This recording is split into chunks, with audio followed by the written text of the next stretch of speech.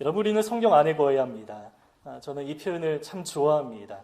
한 권이면 충분합니다. 여러분, 성경 한 권으로 충분합니다. 이 말은 곧 성경 안에 모든 내용이 다 담겨 있다라는 의미입니다. 개인의 이야기가 있습니다. 결혼 이야기, 가정 이야기가 있습니다. 자녀 교육에 관한 이야기가 있습니다. 민족 이야기, 경제 이야기도 굉장히 많습니다. 전쟁 이야기, 외교 이야기, 이 전 세계적인 역사 이야기, 세상의 처음과 마지막 이야기, 미래이만 하나님 나라 이야기, 성경의 모든 이야기가 다 포함되어 있습니다. 그래서 여러분, 우리는 성경 한 권이면 충분합니다. 고백할 수 있는 것입니다. 그런데 실제 우리가 성경을 꾸준히 읽다 보면 그렇게 느껴지지 않을 때가 있죠. 너무 옛날 이야기처럼 느껴지기도 하고요.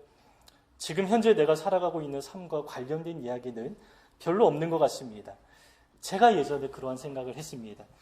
20대 초반에 성경이 있는데 내가 관심을 갖고 있는 주제에 관한 이야기는 별로 없고 좀 나와 동떨어진 이야기가 많지 않은가, 은근히 이러한 생각이 들었습니다.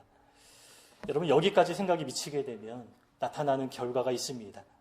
성경보다 나타나는 현상을 따라가게 되어 있습니다. 딱딱한 성경보다 생생한 간증을 더 추구합니다.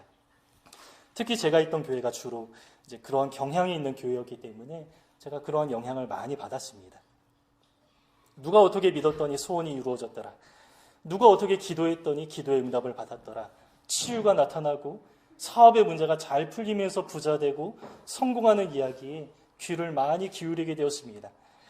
여러분, 이러한 이야기를 들으면 어떻습니까? 하나님이 우리 주변에 막 생생하게 역사하시는 것 같은 그러한 느낌이 들지 않습니까? 그래서 우리 마음에 끌리는 것이 자연스러운 현상입니다. 그러면 어떻게 됩니까? 성경 한 권으로 충분한 것이 아니라 성경이 좀 부족한 면이 있다라고 여기고 경험이나 체험이 부족한 성경을 보완하고 보충한다, 이런 생각에 이르게 되는 것입니다. 여러분, 이러한 생각은 상당히 위험합니다. 왜 그렇습니까? 많은 경우 우리의 개인적인 욕심과 결부되어서 나타나는 현상을 추구하는 것이기 때문입니다. 다시 말씀드리지만 여러분, 성경 한 권으로 충분합니다. 성경의 모든 이야기가 다 담겨 있습니다. 그러나 사실 정말 솔직하게 말씀드리면 성경의 모든 이야기가 다 담겨 있지는 않습니다. 왜냐하면 성경은 쓸데없는 이야기는 하지 않기 때문입니다. 중요하지 않은 이야기는 말씀하지 않습니다. 그래서 성경의 모든 이야기가 다 담겨 있지는 않습니다. 그러나 우리에게 필요한 이야기, 정말 중요한 이야기는 충분히 담겨 있습니다. 이러한 면에서 성경 한 권이면 충분합니다. 이렇게 고백할 수 있는 것입니다. 요한복음 21장 25절에는 이렇게 말씀하죠. 예수님이 하신 말씀이 정말 많은데 그 모든 이야기를 다 기록하면 이 세상의 책에 다 기록해도 부족할 정도라고 말씀합니다. 물론 기록되지 않은 예수님의 말씀이 중요하지 않다, 이러한 이야기가 아닙니다. 이 성경은 많은 이야기를 할 수 있지만 그 중에 고르고 골라서 정말 중요한 이야기만, 우리에게 꼭 필요한 이야기만 아주 집약적으로 말씀하고 있다는 것입니다. 그래서 여러분, 우리는 성경이 우리를 인도하시는 방향에 따라서 나를 말씀에 내어 맡기기만 하면 됩니다. 그렇지 않고 우리의 욕심을 투영해서 성경을 대하면 여러분, 성경이 부족하다, 이러한 생각을 하게 되는 것입니다. 성경과 내 삶이 자꾸 비껴나갑니다. 내가 중요하게 여기는 주제는 성경에 없고 성경이 중요하게 여기고 강조하는 것에 대해서는 별로 관심을 두지 않는 것이죠. 여러분, 이러한 태도로 성경을 대하면 안 됩니다. 그러면 성경이 충분하지 않다라고 생각하게 되고 경험이나 체험이나 간증에 귀를 기울이게 되는 것입니다. 나는 성공하고 싶습니다. 그러나 성경에는 그러한 내용이 없습니다. 오히려 예수님처럼 낮은 데로 소외된 곳으로 가라 말씀하십니다. 나는 인정받고 싶습니다. 그러나 예수님은 나를 따르려면 자기를 부인하라 말씀하십니다. 나는 부자 되기 원합니다. 그러나 성경은 반대로 있는 형편에 자족하라 말씀하십니다. 이처럼 성경은 나의 욕심과 관련된 관심사에 대해서는 아주 쉽게 무시합니다. 언급하지 않습니다. 뿐만 아니라 반대되고 충돌하는 내용이 얼마나 많은지 모릅니다. 그래서 우리가 성경을 읽으면 어떻게 해야 합니까? 나를 내려놓는 것입니다. 나의 잘못된 관심이나 욕망을 내려놓고 하나님이 원하시는 마음과 방향을 따라서 나의 삶을 말씀에 내어 맡기는 것입니다. 그러면 우리는 성경 한 권으로 충분합니다. 고백할 수 있습니다. 성경에 있는 것만 추구해도 여러분 우리 이 작은 마음에 다 담아낼 수가 없습니다. 성경이 인도하는 방향을 따라서 살아가려고 해도 여러분 우리는 다 살아내지 못합니다. 그만큼 성경이 크고 많은 이야기를 하고 있고 우리는 그 앞에 정말 작은 존재입니다. 그래서 성경에 있는 내용만 추구해도 충분합니다. 다른 데 관심 가질 여유가 없습니다. 오직 성경, 오직 하나님의 말씀만 따라가도 이 짧은 수십 년의 삶에 다 담아낼 수 없는 것이죠. 이 베드로 사도도 1장에서 계속 권면한 내용이지만 여러분 어떤 놀라운 체험이나 신기한 간증은 따라가지 마시기 바랍니다. 지나간 이야기지만 한 가지 예를 들면요. 작년 말에 그 홍해선이라는 사람이 12월에 전쟁 난다라고 예언했습니다. 그러나 지금 돌아보면 그 예언이 틀렸기 때문에 그 사람은 거짓 예언자임에 틀림없습니다. 그런데 당시 제 주변 사람들이 이렇게 막 동요하는 것을 많이 보았습니다.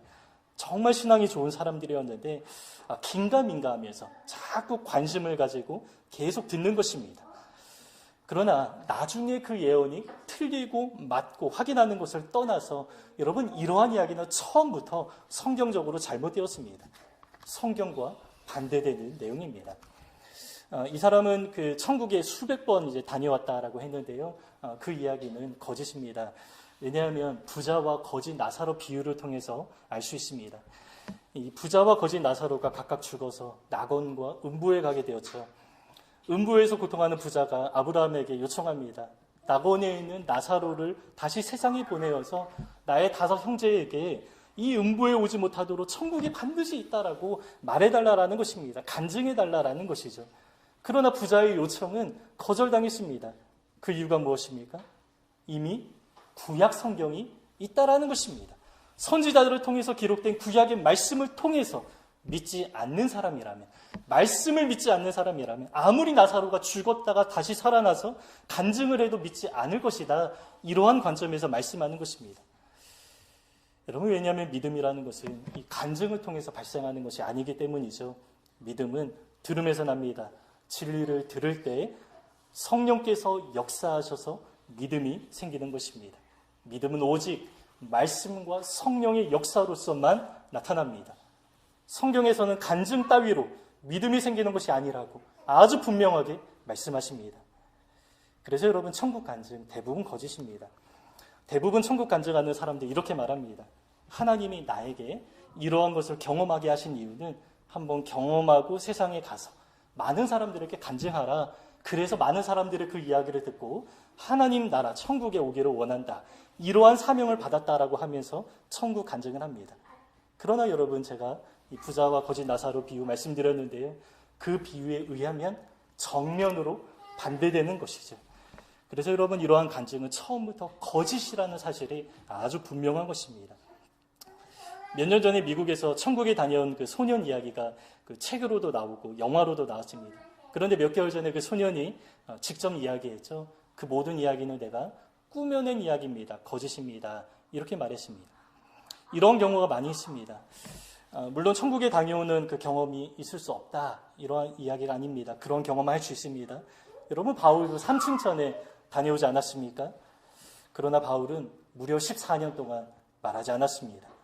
개인적인 경험일 뿐이지 그 간증을 통해서 어떠한 사람에게 믿음에 도움이 되지 않는다. 이 사실을 분명히 잘 알았기 때문입니다. 그래서 14년이 지나서 한 번 언급하는데 그것도 믿으라는 목적으로 언급하는 것이 아니라 다른 목적으로 말씀하죠. 여러분 정말 중요한 것은 성경입니다. 우리가 따를 것은 어디에서 무슨 일이 생겼더라 이게 아닙니다. 아무리 신기한 현상이 나타나도 성경이 무관심하다면 여러분 우리도 무관심해야 합니다. 중요한 것이 아니기 때문입니다. 또 아무리 놀라운 일이 나타나도 성경이 아니라고 하면 아닌 것입니다. 아무리 유명한 부흥 강사의 간증이더라도 어떠한 사람을 성경의 권위 위에 세우면 절대 안 됩니다. 하나님의 말씀에 비추어 잘못되었다면 무조건 잘못된 것입니다. 사람이 세워지면 안 됩니다. 오직 하나님의 말씀만이 높아져야 합니다. 여러분 이 땅에서 아무리 유명해도 하나님과 상관없는 사람일 수도 있고요. 하나님 앞에 정말 작은 존재일 수도 있습니다. 유명한 사람이나 교회, 신기하고 놀라운 체험은 여러분 우리가 따를 것이 전혀 아닙니다. 오직 성경밖에 없습니다. 여러분 성경 한 권으로 충분합니다. 성경 한 권만 있다면 우리는 모든 것을 다 가진 것입니다. 성경만 따라도 우리 짧은 인생에 다 담아낼 수도 없습니다. 오직 말씀만 우리 삶의 전부가 되어야 합니다. 여러분 하나님의 말씀을 깊이 사랑하시고 오직 성경만 추구하시는 우리 모두가 되시기를 주의 이름으로 축복합니다.